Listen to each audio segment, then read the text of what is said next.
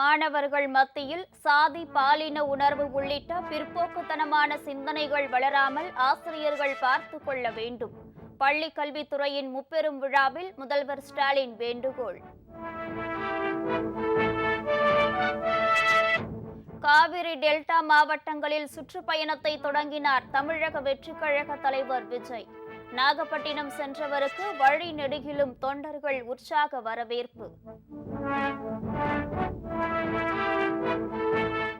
ஹிமாச்சல பிரதேசத்தில் மீண்டும் கனமழையால் பல இடங்களில் வெள்ளப்பெருக்கு.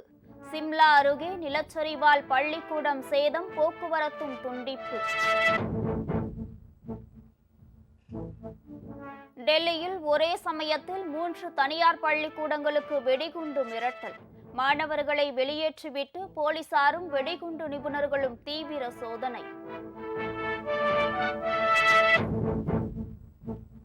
செம்பரம்பாக்கத்தில் இருந்து சென்னைக்கு கூடுதலாக 265 மில்லியன் லிட்டர் குடிநீரை சுத்திகரித்து வழங்கும் நிலையம் பயன்பாட்டிற்கு கொண்டு வந்தார் முதலமைச்சர் ஸ்டாலின். அமெரிக்காவின் டல்லாஸ் விமான நிலையத்தில் தொழில்நுட்ப கோளாறு. 1800க்கும் மேற்பட்ட விமான சேவைகள் பாதிப்பு, பயணிகள் அவதி.